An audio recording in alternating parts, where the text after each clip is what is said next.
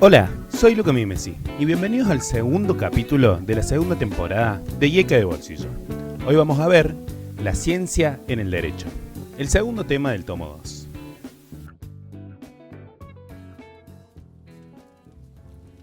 Vamos a comenzar hablando de lo que son las ciencias sociales. ¿Cuál es la importancia de la ciencia? Decimos que los parámetros de la ciencia establecen las reglas para poder generar un tipo de conocimiento distinto a la mera opinión. Un tipo de conocimiento bastante seguro que admite una justificación racional o empírica de los enunciados. En sus comienzos se vinculó con la necesidad de los hombres de protegerse de la naturaleza o de aprovechar sus bondades, en definitiva de obtener seguridad. Si hay progreso en la ciencia, podemos suponer que habrá una solución a los problemas de los hombres y una mejor calidad de vida. Carlos Lista sostiene que la ciencia constituye, en el mundo contemporáneo, una muy importante fuente de validación y legitimación del conocimiento, y también de las decisiones basadas en ella. Es decir, es una fuente de poder, constituye un saber especializado que dota de autoridad las decisiones que tomen quienes se sirven de ella.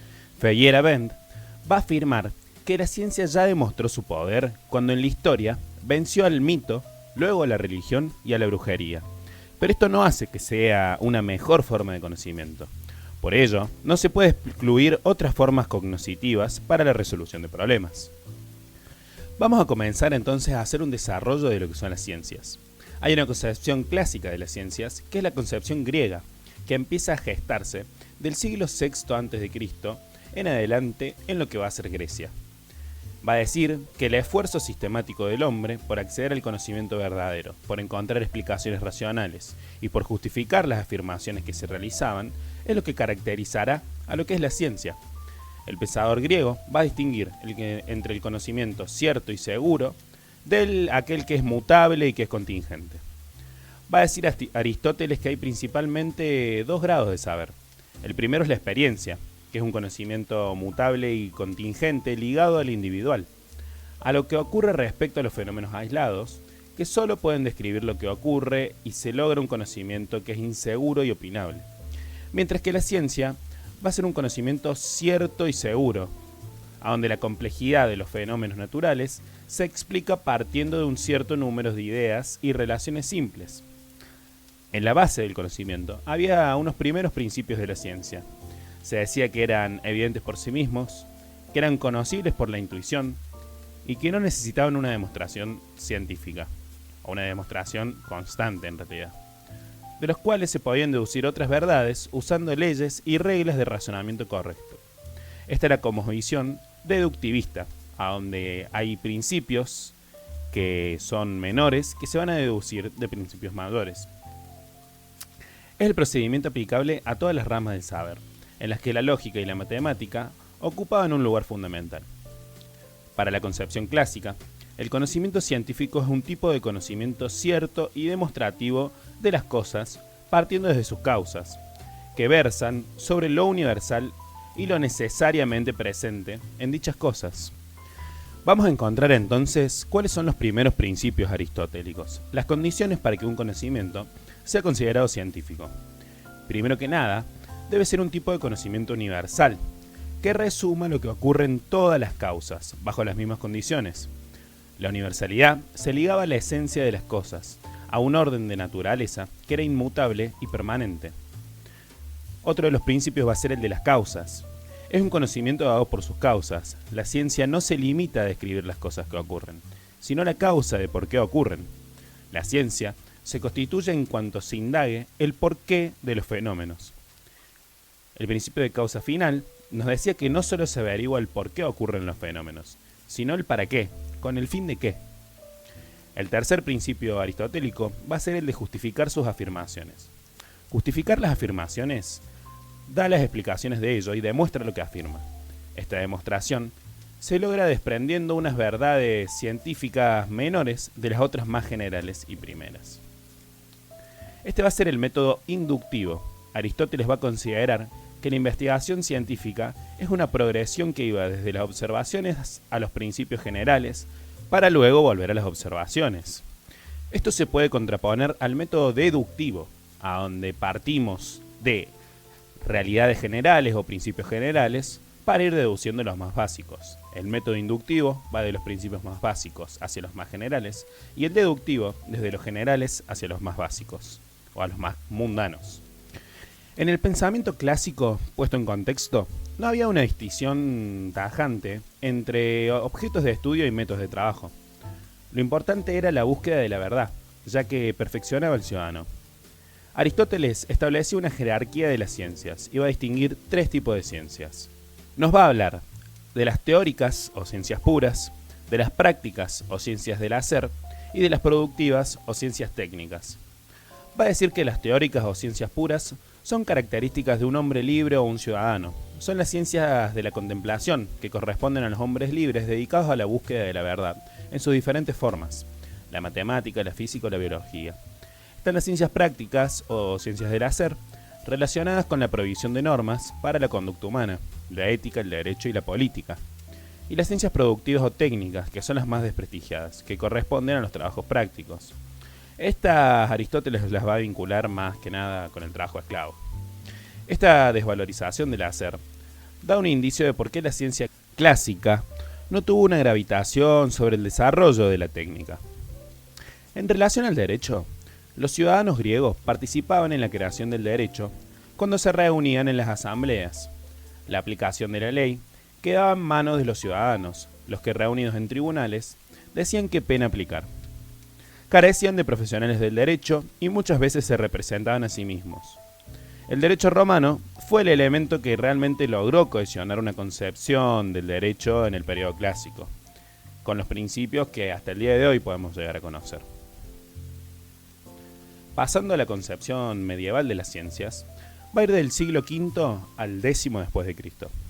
Aquí, la fuente de conocimiento y autoridad es Dios.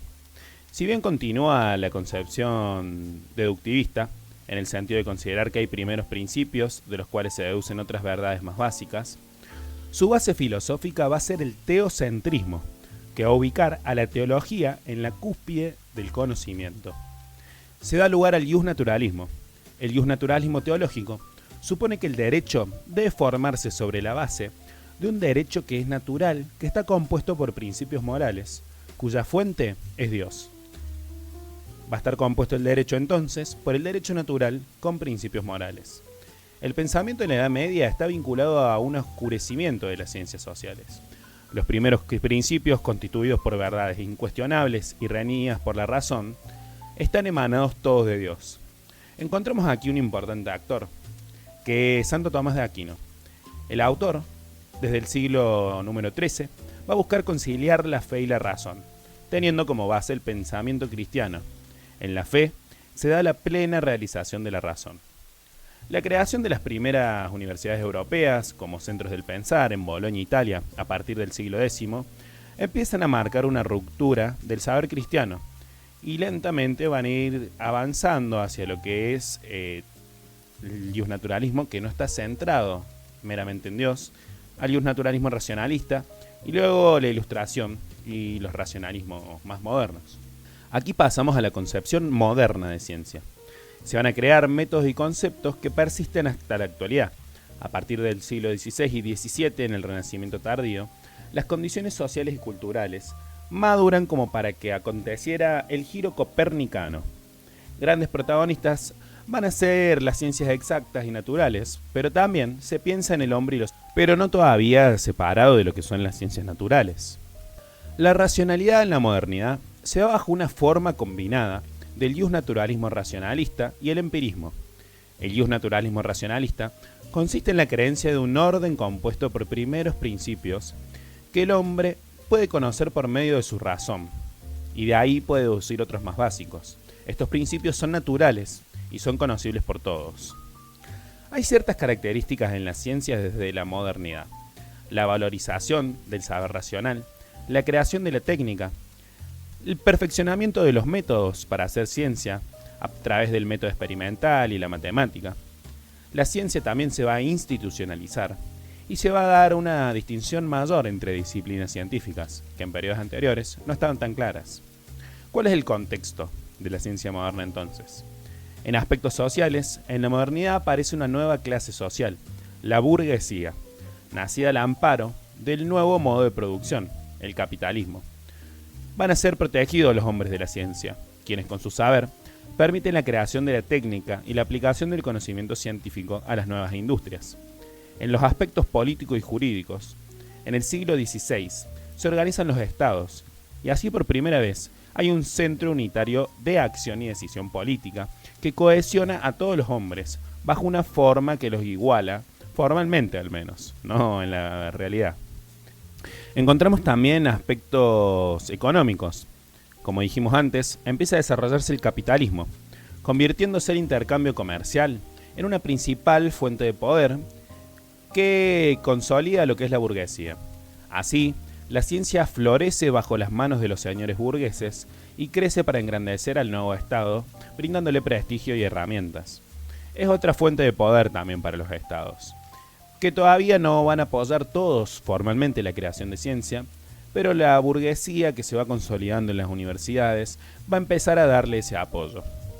Aquí podemos hablar lentamente de la aparición de las ciencias sociales. Las ciencias sociales tienen como objeto al hombre y sus producciones. Maravillados por la física, aparece una nueva disciplina social que la toma como modelo y se le impone un plan de investigación que está basado en el método de las ciencias naturales. A partir de la Revolución Francesa, se evidencia el poder del absolutismo del monarca y las diferencias sociales profundas que comenzaron a surgir por efecto del capitalismo burgués. Así, se difunden ideales del derecho del hombre y de la limitación al poder del gobierno, y cuando la sociedad entra en crisis, se evidencia la ignorancia teórica sobre las características de la sociedad y las fuerzas sociales. La revolución industrial, además, va a llevar a una unión paulatina entre las ciencias técnicas y el progreso industrial. Se va a cambiar de la producción artesana hacia lo que es la industria, y esto va a generar grandes impactos a nivel social. Las condiciones de mejora se dieron en el marco de lo productivo, pero no respecto a las condiciones en las que los trabajadores desenvolvían su actividad.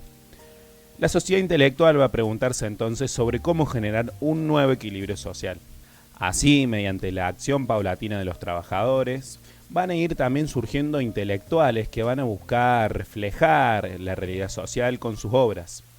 Encontramos el pensamiento de Comte en Francia, el pensamiento positivista, que se desarrolla bajo la base de la física social, tomando el modelo naturalista de las ciencias naturales. Así, la ciencia va a promover el progreso y las formas más racionales de vida. También en Alemania vamos a encontrar el pensamiento de Marx, donde la crítica y la dialéctica van a generar el modelo del historicismo alemán o el antipositivismo. La ciencia libera al hombre y a la clase obrera, que está oprimida dentro del marco del capitalismo. Aquí vemos un análisis sobre cómo los modelos productivos ordenan la historia de la humanidad y van alterando sus formas sociales, y sobre cómo hay una superestructura que sostiene las estructuras productivas de los distintos momentos, basadas en instituciones. Va a haber un objeto común entre estos dos cientistas: el carácter objetivo de la realidad social y una creencia en la posibilidad de cambio en las sociedades. El positivismo bajo el modelo naturalista está definido porque las ciencias en ese momento se designaban bajo un modelo naturalista de ciencia.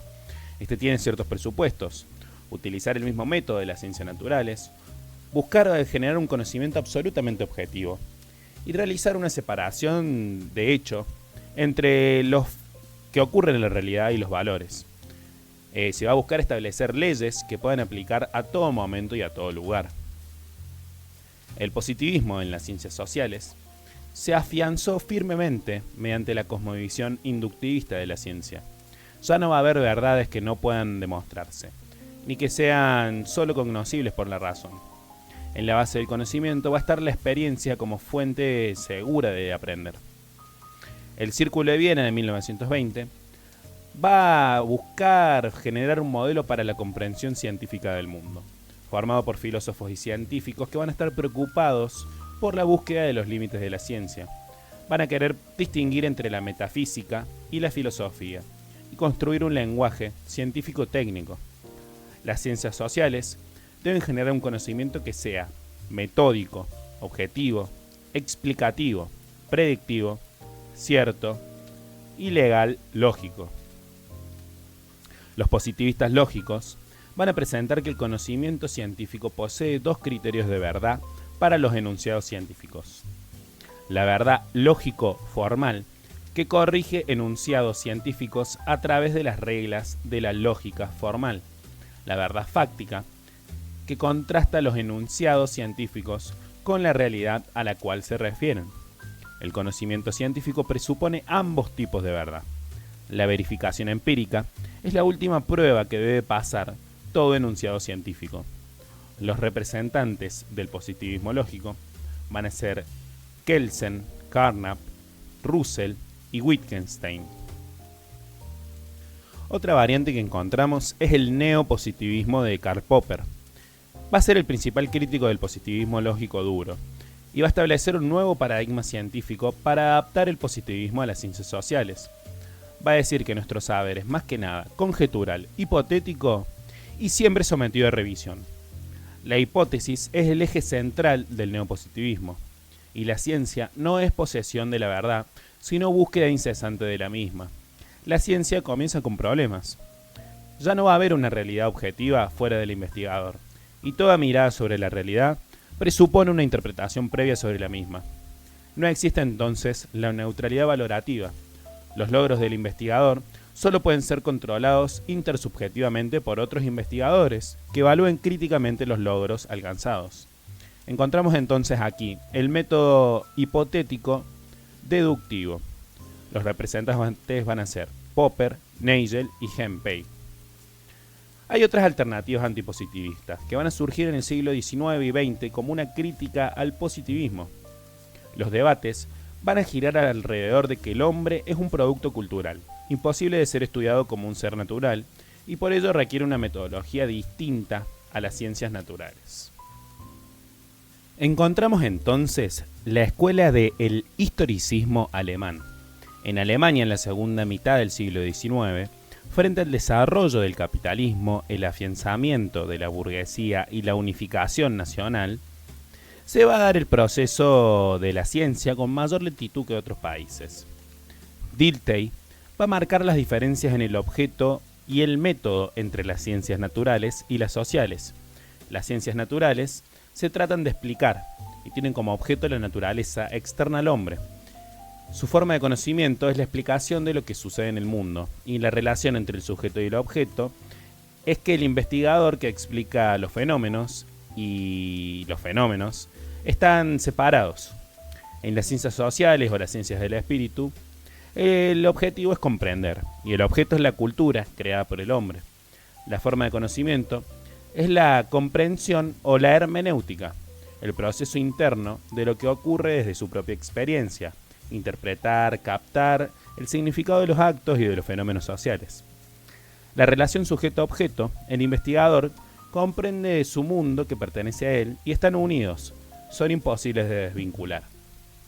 Aquí vamos a encontrar la escuela de Frankfurt, también denominada teoría crítica, surge en los años 30 y 40, pero adquiere difusión en los años 60 del siglo XX. El punto de convergencia común entre las diversas propuestas de esta escuela va a ser el de construir una teoría crítica de la sociedad que dé cuenta del dominio y de la opresión que está en esta, unida a un compromiso táctico en la construcción de una sociedad más humana. En la teoría de Frankfurt va a existir una unidad profunda entre la teoría y la praxis. Va a proponer un compromiso práctico desde una perspectiva teórica orientada a construir una sociedad más racional y humana, alejándose de la neutralidad clásica de los científicos. La comprensión y la transformación van a ser aspectos inseparables en la teoría crítica, y van a criticar al positivismo ferozmente por haber llegado a una fetichización de la ciencia bajo la racionalidad instrumental, los que lleva a que adoren más los procedimientos metodológicos que los resultados que obtienen. Horkheimer va a decir que no se puede analizar la sociedad como un puro objeto externo, como un dato cuyo mecanismo hubiera que describir y descubrir. Va a plantear en el año 1930 que las ciencias sociales hablan desde una limitación que proviene entre la separación tajante en la investigación científica y el pensamiento filosófico. Esta separación anuló toda posibilidad de que las ciencias sociales pudieran ser críticas y pudieran acercarse a lo real. Habermas va a sostener que la función de la filosofía y la política es necesaria para la crítica de la estructura establecida del poder. La escuela va a hacer converger distintas disciplinas para dar cuenta de los problemas de la sociedad en su verdadera complejidad y dimensión. Hay supuestos generales de esta corriente: la diversidad y la multidimensionalidad de lo social y de lo humano, la historicidad, la comprensión y la hermenéutica como método general, y el papel clave de la filosofía como integradora a la teoría general. Aquí, el concepto eje es el conflicto. Va a haber un interés práctico en lo que los guía, va a haber una fusión entre el sujeto cognosciente y el objeto cognoscible, y la teoría siempre va a ser práctica, transformadora e interdisciplinaria. Existe dentro de las ciencias sociales un desacuerdo básico. Desde el momento en que aparecen, ya no vamos a poder hablar de un único modelo de ciencia, sino de diferentes formas de concebirla, de acuerdo a los paradigmas, a las cosmovisiones y a las concepciones que tenemos alrededor de nuestra propia vida. Jacques Lacan, un importante autor del psicoanálisis, se negaba a llamar sus estudios psicológicos como ciencias, y los llamaba prácticas. Pero no era un mero desacuerdo de palabras, sino que es un problema dentro del valor y el prestigio que tiene la ciencia en la modernidad, y el poder que también va inherentemente a esto. Quien crea la cultura es quien la estudia, y esta fusión ha provocado numerosas polémicas acerca de la imparcialidad de los investigadores. Nagel va a decir que las generalizaciones que se pueden obtener no pueden ser universales como en las ciencias naturales. Se logran probabilidades estadísticas que tratan de explicar fenómenos sociales con métodos propios de las ciencias sociales. El esquema entre el periodo clásico y el moderno va a ser siempre cerrado y organizado, mientras que nos vamos aproximando a la modernidad más contemporánea y a las teorías críticas. Encontramos ya un esquema abierto y multidimensional que contrasta con lo anterior. Pasamos por último a un pequeño debate acerca de las ciencias.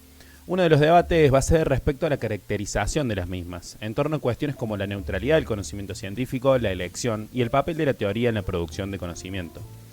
El método inductivista va a decir que el científico tiene que estar libre de prejuicios, registrar muchas observaciones de un fenómeno en distintas circunstancias. Ellas van a permitir establecer enunciados verdaderos sobre los sujetos del mundo. La validez de ello se va a apoyar en la experiencia, y van a poseer los inductivistas dos supuestos. El primero, que la ciencia comienza con la observación, y lo que consideramos evidente depende y tiene que ver mucho con nuestra educación, nuestros prejuicios y nuestra cultura. La experiencia visual depende de las expectativas del observador y de su conocimiento previo. Y el segundo supuesto es que la observación proporciona una base segura a partir de la cual se puede derivar el conocimiento. Encontramos luego la postura objetivista, que va a decir que los datos del conocimiento tienen propiedades y características que trascienden a las creencias y los estados de conciencia de los individuos que las concibieron. El conocimiento se encuentra entonces fuera de los individuos. Y el relativismo, que va a decir que no existe un criterio universal por el cual una teoría puede ser juzgada. El conocimiento se va a entender en términos de las creencias sustentadas por los individuos. No va a existir un conocimiento por fuera de los mismos. Nos aproximamos entonces a la idea del paradigma. Las teorías científicas son concebidas como estructuras complejas que nacen y adquieren sentido en una situación histórica determinada. Constituyen un marco desde el cual es posible comprender el mundo y en cuya formación tienen gran importancia las características sociales que les dieron nacimiento. El paradigma es el conjunto de logros científicos universalmente reconocidos que por un tiempo van a proveer una concepción del mundo, un modelo para mirar y preguntarse sobre la realidad. Los paradigmas establecen las normas que definen qué se entiende por ciencia, cuáles son las preguntas y las observaciones significativas sobre la realidad, los fines del conocimiento y los modos de legitimar el trabajo dentro de cada ciencia. Según el autor Kuhn, la ciencia progresa en función al siguiente esquema: la presciencia, la ciencia normal, la crisis, la revolución y la nueva ciencia normal, que va a llevar a una nueva crisis y así periódicamente van a ir rotando. Contrariamente a la perspectiva falsacionista, el conocimiento no crece por acumulación, sino por cambios discontinuos que constituyen una revolución. Hay distintos tipos y postulados de paradigmas. En las ciencias sociales, el investigador utiliza paradigmas para interpretar el mundo social. conviven el paradigma positivista, el materialista histórico o conflictivista y el interpretativo o hermenéutico. La elección del tipo de paradigma está presente en la actividad cotidiana de la investigación y nos plantea interrogantes respecto a cómo son las características del objeto y fenómeno que analiza. El paradigma positivista va a decir que la ciencia es única, la realidad es objetiva y distinta del investigador, que el conocimiento es acumulativo, la validación es empírica respecto a hechos, la estructura es deductiva, partiendo de lo general a lo más básico, el conocimiento es objetivo y el lenguaje es preciso. El materialista histórico o conflictivista va a hablar desde las corrientes críticas que vimos antes. La realidad es conflictiva, no hay una neutralidad valorativa, y el conocimiento es transformador de la realidad. Y el interpretativo o hermenéutico va a hablar de interpretar y comprender. Va a hablar de que no hay un mismo lenguaje para todo, que hay una diferencia profunda entre las ciencias naturales y las ciencias sociales, porque las ciencias naturales pueden ser contrastables empíricamente. Y va a hablar de que el lenguaje y sus ambigüedades son uno de los principales problemas para el conocimiento y la interpretación de la realidad. Es aquí donde se da el famoso giro lingüístico en este paradigma. El problema de la objetividad. Las concepciones de los científicos pueden afectarse por sus intereses y la pertenencia a un contexto social e histórico particular. Tal influencia no excluye que un análisis científico pueda someterse a una crítica racional. La objetividad no depende solo de los investigadores, tiene que ver con los métodos de observación y discusión. El carácter público de la disciplina tiene una importancia esencial y los descubrimientos e informes de investigación deben contrastarse por comunidades de investigadores. En conclusión, la ciencia es una actividad social, una actividad compleja, en la que la duda va a generar cambios y progresos construidos en base a la tolerancia mutua de las distintas posturas existentes. Las ciencias sociales pueden y deben asemejarse a las naturales en sus procedimientos y también en el carácter de sus descubrimientos. Pero eso puede ser un tanto ingenuo. Las ciencias sociales son disciplinas científicas que tienen sus propios métodos, sus propias formas de análisis y sus propias formas de examen distintas de las ciencias naturales. Al investigar la vida social, tratamos con actividades significativas para las personas que se dedican a ellas. Y a diferencia de la naturaleza, los humanos somos seres conscientes, que a veces conferimos sentido y una finalidad a todo lo que hacemos aunque no siempre lo tenga. Y hay muchas cosas que nosotros valoramos y le damos caracterizaciones más valiosas o menos valiosas según también nuestras preconcepciones. Entonces, no siempre es tan fácil pensar en una ciencia. Con esto, damos por finalizado este capítulo, La ciencia en el derecho. Nos vamos a encontrar en el siguiente capítulo del tomo 2, Concepciones del derecho. Muchas gracias por escuchar y recuerda que siempre el ingreso lo hacemos juntos. Si te gustó, seguinos en nuestro Instagram, @juntosporderecho, y así también en Spotify. Si te sirvió, compártelo con tus compañeros de cursada. Muchas gracias.